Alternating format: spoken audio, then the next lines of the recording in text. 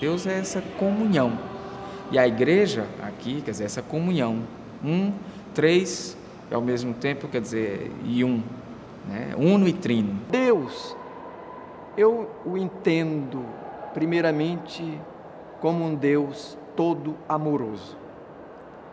Pai e mãe. Deus é feminino, tem que ser. Se ele criou todos os seres, então ele incorpora também, não é? E passou para todos essa característica. Então Deus não é só feito na imagem do homem, porque a gente tem uma família todo masculino, né? Não tem uma mãe, não tem um pai, tem um filho e tem o Espírito Santo. Cadê a mulher? Então a mulher diz, hoje Deus é mulher. Na sua essência, na sua natureza, é a síntese de todos os valores, de toda a bondade, de todo o amor, de toda a abertura, de toda a liberdade. Por isso que a igreja aqui, a igreja da qual a gente faz parte, quer dizer, é exatamente o sacramento, um sinal dessa comunhão que é o próprio Deus.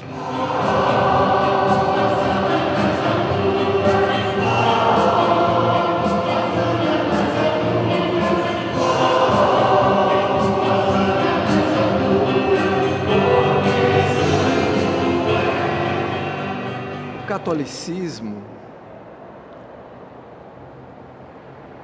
é uma das tantas tradições cristãs. Para mim, a igreja é uma comunidade da esperança, é uma comunidade dos seguidores e seguidoras do Cristo morto e ressuscitado. Temos expressões, então, de cristãos que vivem o seu cristianismo dentro do horizonte da história, engajados nas transformações sociais, e temos cristãos católicos que vivem seu cristianismo católico em expressões assim muito alienadas, num espiritualismo totalmente fora da história e de qualquer compromisso com as mudanças sociais. Então só pode, se essa igreja, se esse grupo humano continua em torno, quer dizer, com essa mesma fé, esse grupo só pode ser considerado um grupo da esperança.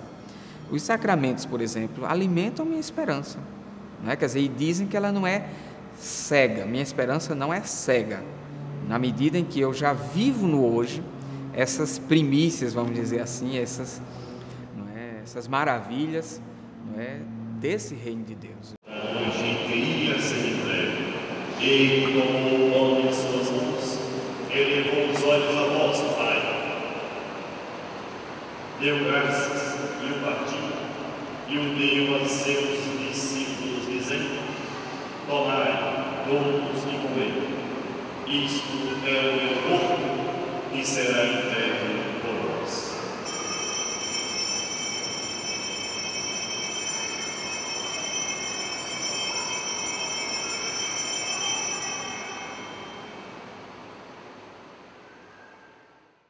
Os sacramentos são sinais. Na sua origem estão palavras e gestos de Jesus.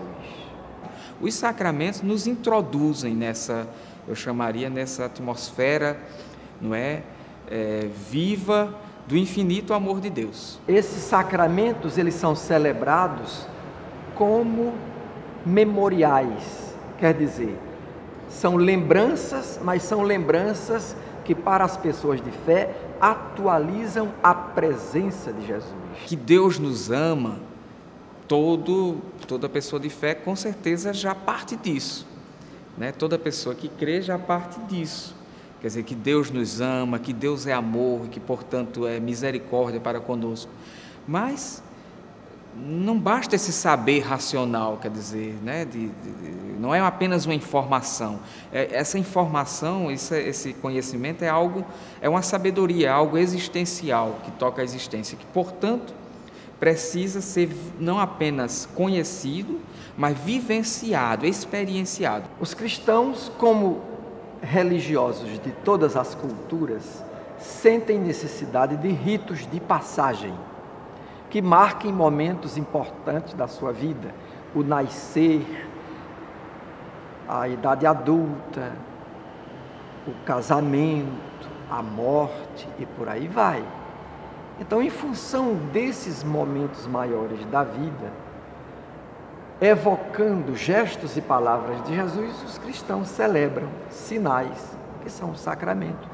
Todos os sacramentos são ou promovem, quer dizer, essa participação no próprio mistério de Jesus Cristo. Então, por exemplo, pelo batismo a gente é introduzido na própria morte e ressurreição de Jesus, né? Quer dizer, no próprio mistério da morte e ressurreição de Jesus.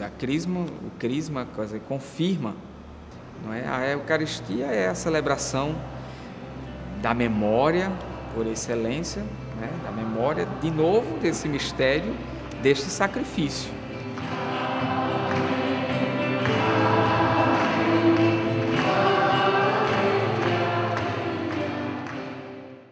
Como entender que a igreja hoje esteja no ponto em que está, organizada de tal maneira que muito mais importante do que a comunidade cristã é o clero? De tal maneira que para muita gente falar de igreja significa falar de padre, de freira, de bispo e de papa. O grande desafio é esse para a igreja, ser ao mesmo tempo sinodal ou comúnio, como diz, uma comunhão, não é? E hierárquica. Quando falar de igreja, deveria ser povo chamado, convocado pela palavra de Deus, pela palavra de Jesus. Toda hierarquia, em geral, e especialmente na igreja, deve se basear no próprio Jesus Cristo, né? Ou seja, que é mestre e ao mesmo tempo se fez servo. Jesus viveu todas as tradições religiosas de seu povo, mas ele relativizou tudo isso. Não colocou essas coisas com valor absoluto. A Igreja Católica constitui a hierarquia, não é? O bispo, o padre e o diácono. São, digamos assim, os serviços do ensinamento, de ensinar, santificar e dirigir. O Papa, em primeiro lugar, ele é um bispo. Então, o Papa é o bispo de Roma. Em Roma, nós temos o testemunho do martírio, Pedro e Paulo. Primeiro veio a importância dessa igreja por ter sido aí, né, por ter sido ela, através desses apóstolos, não é? Testemunha, quer dizer, da fé, até o martírio. A gente pode dizer assim que a força da igreja de Roma cresceu no sangue, vem do sangue. Então, primeiro não vê assim sempre o Papa muito importante, temos toda uma história. E aí, com essa credibilidade, vamos dizer assim, da igreja de Roma, face a todas as outras igrejas, a todos os outros grupos e porções do cristianismo no mundo, não é? Claro, vai historicamente desenvolvendo-se o papel também preponderante do bispo de Roma, que era o bispo dessa igreja tão reconhecida pelo seu testemunho de martírio. O Papa é esse garante universal, vamos dizer assim, por ser o bispo de Roma, não é? É esse garante universal da unidade. Então, nesse sentido, ele não está sobre os outros bispos, né? Não é uma relação sobre, não é? Ele está no centro, vamos dizer assim, com os outros. Minha Senhora, eu minha mão, eu te ofereço inteiramente toda voz. Tem teólogas, né, e filósofas que trabalham essa questão. Quais são os modelos que a igreja vem colocando como modelo da mulher? E tanto esses teólogos e filósofos como essa mulher na vida prática respeita a Virgem Maria, mas diz que ela não é modelo para a mulher contemporânea. A mulher continua sendo, na Igreja Católica, um ser de segunda categoria. Não pela vontade de Deus, nem pela vontade de Jesus, mas por um machismo e um clericalismo machista que insiste em permanecer, não é, como há 1.700 anos atrás. Em geral, o magistério da igreja, que é ensinamento da igreja, que é orientação da igreja, tem sido o que se chama patriarcal, quer dizer, é muito hierárquico, antropocêntrico, quer dizer, sovisa o homem, a mulher é relegada ao segundo plano, ou terceiro, ou quarto, ou quinta, sexista, no sentido de tem conceitos contra a mulher.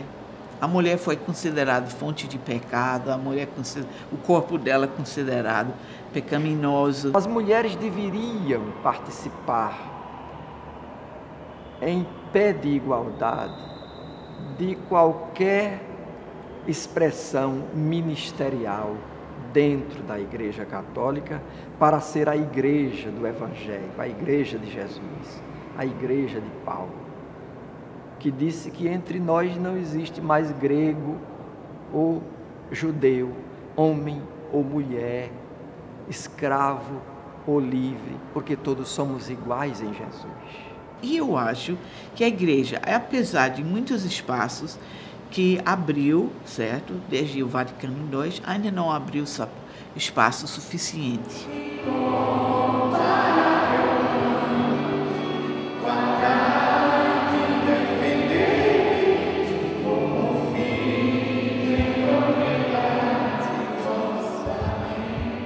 O povo, quando se dirige, em geral, a Nossa Senhora, aos santos, não é? É muito numa perspectiva da mediação.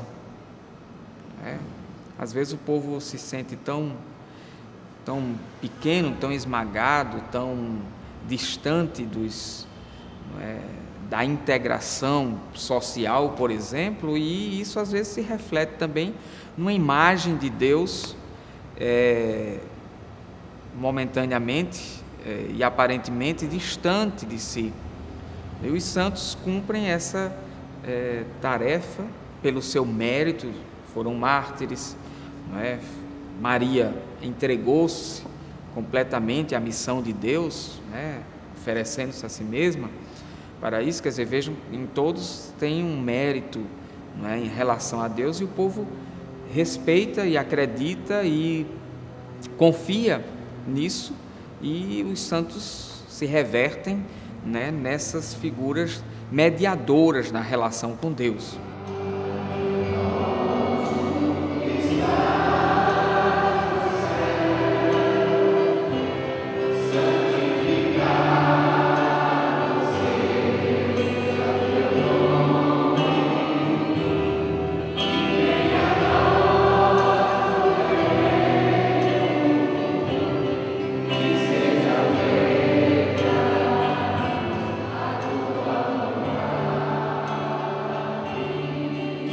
Eu creio que esse seja o pensamento original de Jesus, que pensou numa comunidade onde as pessoas fraternalmente se encontram, refletem sua vida à luz das palavras dele, procuram identificar os sinais dos tempos, os apelos de Deus, e procuram dar respostas sinceras a esses apelos. Uma igreja muito simples, de tamanho humano, onde as pessoas estão próximas, se querem bem, têm o prazer de servir umas às outras e se sentem enviadas, discípulas missionárias enviadas no meio desse mundo a semear esses valores humanos, cristãos, de fraternidade, de solidariedade e de paz. Eu me sinto feliz, ao mesmo tempo desafiado, né? Ser igreja no mundo de hoje também não é tão simples. A memória de Jesus que a igreja porta não é apenas um privilégio, é uma memória perigosa. Nós seguimos um crucificado, ressuscitado, mas crucificada. Se a gente não perde de vista essa perspectiva da esperança, não é? A gente vai entender que ela é sempre maior que nós mesmos e que nossos limites.